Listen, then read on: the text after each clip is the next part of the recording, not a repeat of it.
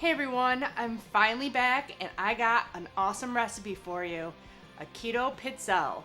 You can use it for a waffle cone or bowl or cannoli shells. So let's get started.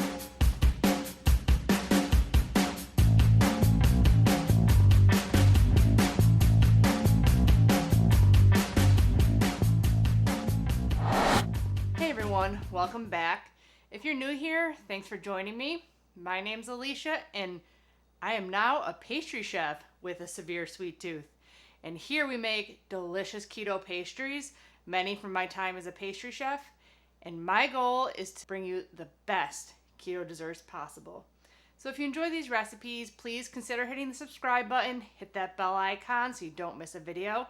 Give the video a thumbs up and leave a comment. It all helps my channel grow and to bring you new keto desserts, hopefully now every Saturday. Today, a super simple recipe that can be used in tons of different ways, and it is really low carb, like 1 carb per cookie. And it's super simple to make. Biggest thing that I found, you need to use a granular sweetener. The first time I used powdered, and it didn't give you the crunch. It never got crunchy. I use classic Monkfruit Erythritol blend. You can probably just use a straight erythritol, granular erythritol, and it will work also. But there's just that, eggs, butter, and a couple of dry ingredients, which I have not measured out yet, but it's super simple. Now, if things look different here, I got a whole new setup that I had to work with here today, and I even got a bunch of stuff for my bridal shower that made everything all nice and organized and everything. So this recipe only has coconut flour and egg white protein. The egg white protein is what gives it the crispiness. I found that adding egg white protein to baked goods that you want crispy helps make them crispy. Instead of using an unflavored whey protein, the egg white definitely gives the crunch. So coconut flour, there's really not a lot of ingredients in this. 15 grams of coconut flour, which is equal to 2 tablespoons. And then 12 grams of egg white protein, which is also equal to 2 tablespoons. It's really hard to measure egg white protein though. My mom, she didn't weigh for one of my recipes, and she realized when she went and weighed the egg white protein that she wasn't doing enough. So that can cause issue with your recipes. So just keep that in mind. I always say the scale will be linked below. It was super cheap and it's like a lifesaver in a lot of recipes. Only other dry ingredients are xanthan gum and baking powder. Xanthan gum is something I always put in recipes because it gives you a structure that you don't get because you don't have gluten. So a half teaspoon or 2 grams of xanthan gum. And then 1 teaspoon or 4 grams of baking powder. And that's it for your dry ingredients. Tiny bit, which is why this is super low carb, because the only carbs you're getting are from the coconut flour. Get all this stuff out of the way. We don't need it no more. All my stuff is in different places right now in the kitchen because we just renovated and everything is all over the place. Well, it's not all over the place. It's organized, but differently than I had it. So it's going to take some getting used to. So we don't need the dry ingredients just yet. Now your eggs should be room temperature. Mine aren't quite, but it just makes this whole process easier. You want to give them a little bit of fluff with your granulated monk fruit or erythritol. So your granulated sugar sweetener substitute. 2 eggs and beat those up. And while you're beating that up, you can melt 6 tablespoons of butter. Now I originally did this double what I have here, but that makes 32 pizzelles. And I don't want to be here all day making pizzelles. So I actually cut this recipe in half, but I'd say 16 pizzelles is a good amount, especially if you're making like waffle cones or cannolis. For pizzelle cookies, I guess you can make your 32 and like give them away as gifts or have them for a party.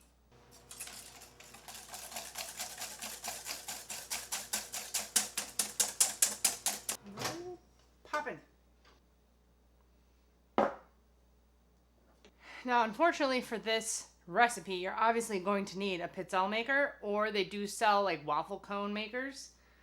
But the things that might be different is the size. For mine, I can't even put a whole tablespoon of batter into these molds. It actually like starts leaking out and gets too big. So you might have to try a couple, different amounts to get started to figure out, because yours might be a little bit bigger than mine or a little bit smaller than mine. So it might take a little bit of experimenting on your side of things. I got this as a Christmas gift. I will look it up on Amazon to see if I can find something that's similar. I do like this one. The only thing is you cannot burn one in there because it will stick and get all stuck in the cracks, and it's a pain to clean. Found that out the hard way. So I do suggest keeping like a timer nearby for like 1.5 to 2 minutes, and that's it on your pizzelles. Just kind of want the sugar a little bit dissolved in there. Our sweetener doesn't obviously dissolve like regular sugar does.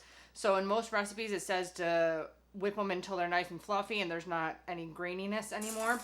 But, our sweeteners don't do that kind of thing. So you're going to have graininess no matter what. And then I have my melted butter here. I'm just going to stream it in as I whisk. Make sure you get all your butter out. I think I might have lost some in the pop in the microwave too, so definitely want to get it all in there. I don't know if I said it before, but you got to whisk your dry ingredients. You just don't want your xanthan gum and baking powder to be in a clump and go in there and get all like gummed up, because xanthan gum, it doesn't like to mix well. Having the coconut flour and the egg white protein helps to disperse the xanthan gum a little bit. Just add in your flours and mix it up. You want to get all the lumpies out and get a nice smooth batter. Looks good. You're going to want to let this sit for a while, which is why I have not plugged in my Pizzelle iron yet, because the time it takes it to warm up, you're going to want to let your batter sit, because coconut flour likes to thicken as it sits. So I'm going to plug in my Pizzelle maker. There's no on-off button on here, so gotta plug it in at the last second. Now I bought these on Amazon. I'll link them below. They're like waffle cone maker things. So if you want to make waffle cones, you can do that. I'm also going to grab some bowls so I can do some waffle bowls also. And I was going to grab out my cannoli tubes, but I forgot, and they're kind of behind a bunch of stuff that I can't move right now because I'm using it to shoot. But maybe I'll try while I'm waiting for this to heat up. Be back once it's nice and warm and our batter has rested. Okay, our batter is nice and thick and our pizzelle maker is nice and hot. I have a rack here to land my shells onto, because when they come out, they're super soft. That's another trick with the egg white protein. Like some of my cookies, you do not want to touch them until they're cooled. Otherwise, they're not crispy yet. They have to cool completely before they get crispy. That's why we have some time. We can make waffle cones, and I got my cannoli shells. I'll leave a little recipe down below. I don't measure when I make my cannoli filling. It's very simple. I just use a New York style ricotta, a little bit of powdered sweetener, lemon juice, maybe some vanilla, and chocolate chips. Which reminds me, I forgot my vanilla extract in this batter. So I need a teaspoon and a half, which is a half a tablespoon. I'm going to use my fancy homemade vanilla. Smells pretty good. My uncle made it. So put that in, mix it up. It's been a while since I filmed. You guys all know, well, if you're new here, you don't know, but I've taken a little time off and a lot's been going on. So this is my first time back recording since February, April, May. Oh my God, 3 months since I've recorded an actual video that isn't my wedding or my honeymoon, which should be coming soon, hopefully, if I can get to ever editing those. That's ready to go. There should be no need to spray, I'm hoping. So I do like not even a full scoop, right in the middle. Close it up. And I was using a timer because I kept forgetting and burning my pizzelles, but a minute and a half. I usually push it down a little bit so it like squishes. Hopefully this turns out because I've only done this at work and not at home. So we shall see. Guess I can use the timer on my overhead. It is really hot when they come off, so you gotta kind of have fingers of steel because if you wait too long, they get hard. You can kind of see the steam coming up, and usually when that's like dissipating, that's when they're ready. Watch this one completely stick on me. That'd be my luck. Whoop. Nope, they didn't stick.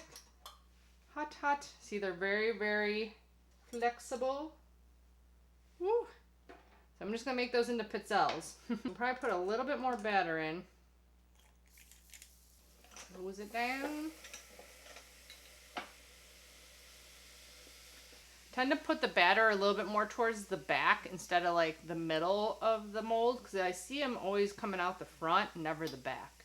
I know I'm not in my usual chef coat, but it is now at the bakery because I'm wearing it. But I do plan on ordering more chef coats to wear at work. I just have not gotten there yet. I've ordered a lot of stuff, but not chef coats. As these cool, they start to get stiff. But I'm wearing my apron that my best friend and maid of honor made me. So that's a minute and a half. You definitely gotta squeeze it down a little bit. Let's try a bowl. Whew, hot. Set it in there. Put another bowl on top if you can. Or just let it sit in there. It should make a bowl. Hot, hot. To make a cone, you need to hot. Pinch the bottom so that you end up having no hole at the bottom. If you want to fill it with chocolate and ice cream. But it's pretty easy to pinch. And then you like kind of twist the cone to get it out. And also link below, I bought the perfect, I think it's 3, 6, 9, 12 holder like cones to like hold them. So that way if you want to make like ice cream cones, you can put them in there and fill them with the ice cream and throw them in the freezer, freeze them, and then you can like dip them in chocolate. I'll do a whole video on that at some point, but this is just going to be for if you want to make pizzelles and cones and throw in some keto ice cream. Or you can make my keto no churn, which I'll link that up there for you if you want to do it yourself and figure it out. I piped in my no churn ice cream into a cone that I coated in like a chocolate and coconut oil mixture so that like it didn't get soggy. I put the ice cream in there, let it freeze, and then dipped it in my ice cream bar coating, which is the chocolate and coconut oil. And it turned out delicious. I sold them at my bakery. We got a little bowl too. That's cute. Another 2 going. Definitely squish it. That baking powder makes them like puff up a little bit. Do a cannoli. Once they're hard, they can go onto any kind of surface. You just want to have enough room. You're gonna have 16 of these. Oh yeah, those ones were good. Those are a little stuck together. Do a cannoli.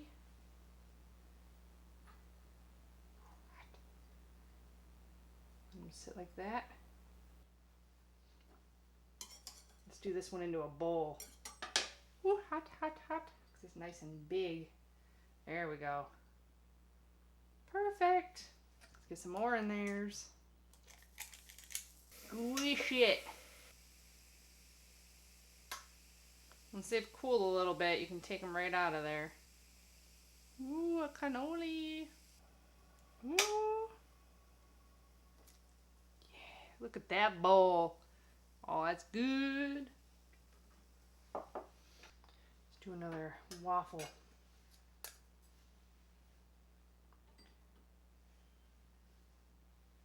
Ooh, hot, hot.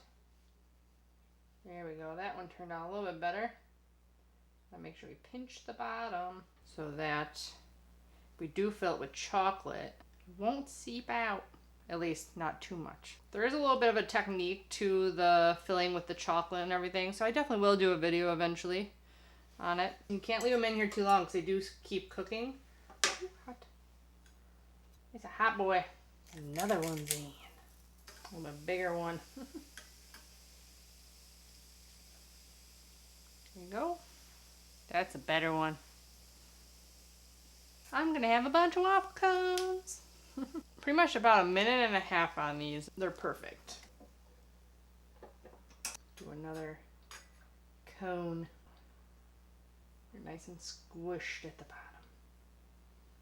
Still a little bit of a hole though. So get off the cone a little bit. Squeeze it. And they might leak still on you. But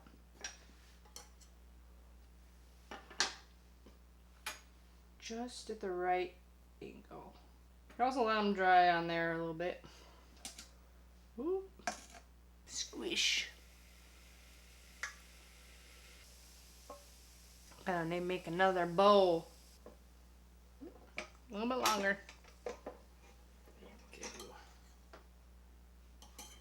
Bowls are like the easiest. Ooh, hot.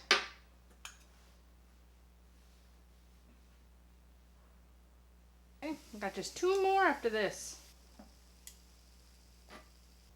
These ones I'm just going to keep as pizzelles. Gotta make sure they're flat, otherwise they'll dry and not be flat. Last of the batter. We got some that weren't very pretty, but we made them. So if you make them all the right size, they might be 14 instead of 16, because we did have a couple ones that turned out a little bit small, but they're still 1 carb each. There's really nothing to these guys at all.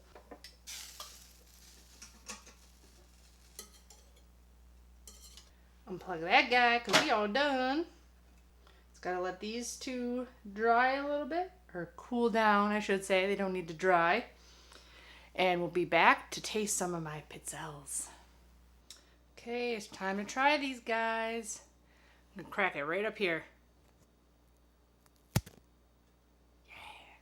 Super crispy and crunchy. So good. Delicious.